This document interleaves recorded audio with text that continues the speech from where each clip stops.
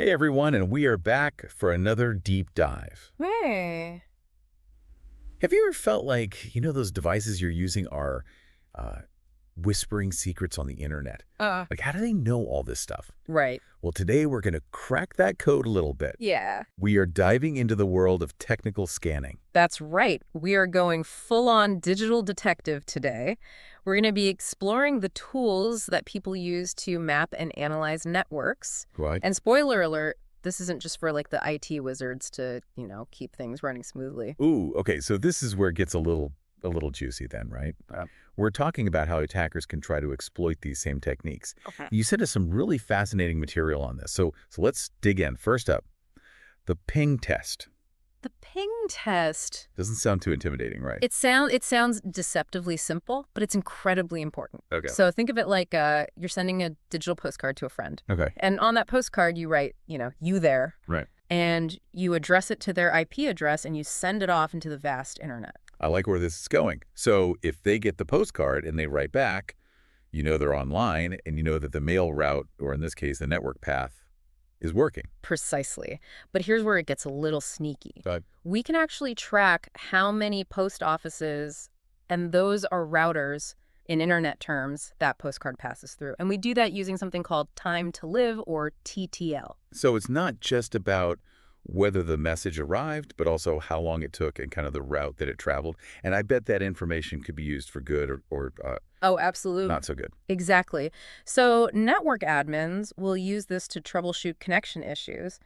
But attackers, knowing how many hops away a target is can be very valuable when they're planning an attack. It makes sense. So the closer they are, the faster they can potentially, infiltrate. You got it. Yeah. And that brings us to our next technique, which builds on this whole concept of mapping the network. Okay. And that is traceroute. Trace route. So if ping is sending a single postcard, traceroute is like sending a whole chain of them, each with instructions to go a little bit further down the line. So instead of just knowing that, like, okay, the final destination exists, we're eliminating the entire route, one hop at a time. Tell me more about this chain method. So remember how we were talking about TTL? Yeah. Traceroute cleverly manipulates that. Okay. Imagine each one of those postcards has a limited number of stamps, Okay. and those stamps are like TTL. Right. We send out packets with progressively fewer and fewer stamps each time. So the first one might make it 3 hops before it runs out. The next one, only 2. Exactly. And each time that packet's TTL hits 0, meaning it's out of stamps, the last router that it reached sends back a little signal. It's like, dead end, this postcard can't go any further. This is brilliant. Okay. So by analyzing all of those dead end signals, we can actually piece together a map of all the routers between us and the target, almost like we're dropping breadcrumbs along the network path. Precisely. So we get to see a really clear picture of the route that your data takes, which can be super valuable for, network diagnostics, but for someone with malicious intent. Yeah. That map can be used to find maybe the weakest points along the route, the ones that they might want to exploit. Yeah, it's a bit like if someone had a map of all the back roads and side streets to your house. Right. Not great if they're up to no good. Definitely not. Okay, so we've mapped the network with these pings and trace routes. What's next in our digital detective toolkit? So let's talk about port scanning. Okay. Now, imagine a bustling office building, okay? Oh. Each office offers a different service, but instead of room numbers, they have ports. These are digital entry points for accessing those services. So if we're scanning ports, we're basically checking to see which offices have their doors open and are, accepting visitors. Exactly. Okay. What kind of services are we talking about here? So think email, web browsing, file sharing, every online action uses a specific port. Now, some doors are going to be a lot more interesting to someone who's trying to, sneak in. Right. And we call these well-known ports. These are numbered 1 through 1024. And they're like the main entrances. They're standardized for these common services. So if an attacker finds those doors wide open, they know exactly what they might find. Yeah. Okay. That's a little unnerving. It definitely raises the stakes. Yeah. But finding an open port isn't necessarily an automatic gotcha. Okay. It's more like a reconnaissance mission. It tells you what might be running on that system, but not necessarily how secure it is. Okay, so it's more about gathering intel clues before they make a move.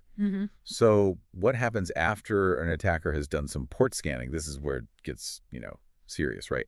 Vulnerability scanning. You're catching on quick. Yeah. So port scanning tells us what doors are open. Vulnerability scanning sees if those doors are actually locked. Are the windows reinforced?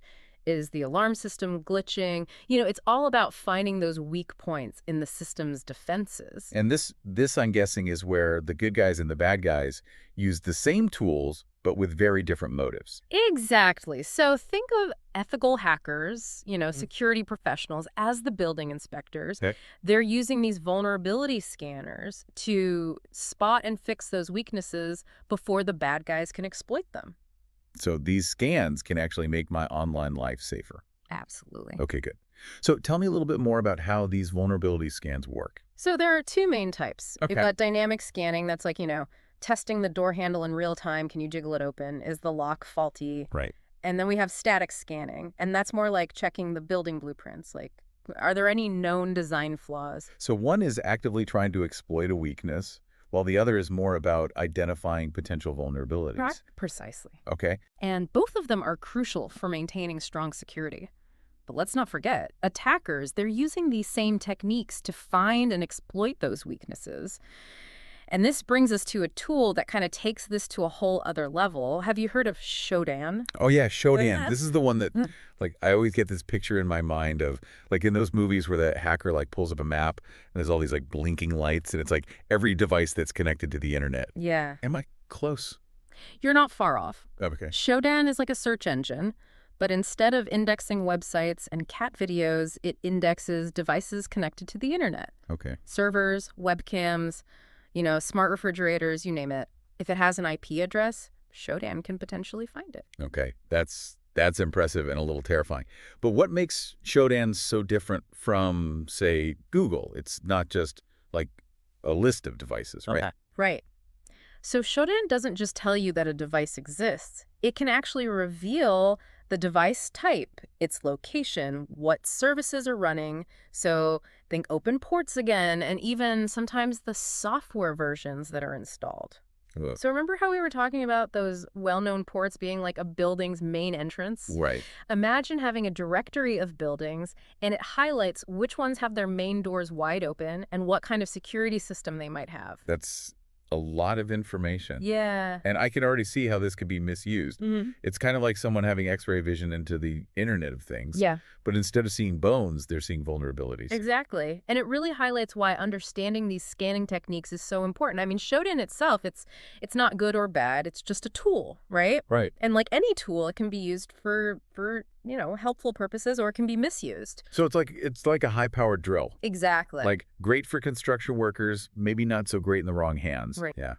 But how is Shodan used for good then? So security researchers and ethical hackers, they use Shodan to find and report vulnerabilities. Okay. So they're essentially warning those system owners, hey, lock your digital doors before someone with bad intentions finds them. Right. So it's all about proactive defense. Okay. Well, that makes sense.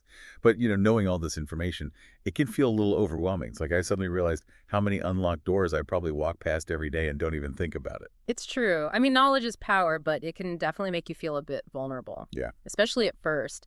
The key is to, use this knowledge to your advantage. So think back to some of those preventative measures we talked about earlier. Strong, unique passwords, Right. keeping your software updated, just being a little bit cautious about what links you click and the information that you share online. Yeah. These are simple steps, but they can significantly reduce your risk. So it's like learning about germs.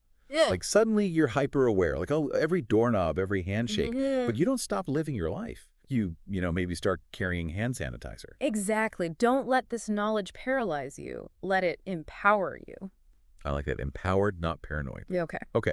So if there was one key takeaway for our listeners today, what would it be? What's the one thing that people can do right now to kind of, improve their own online security?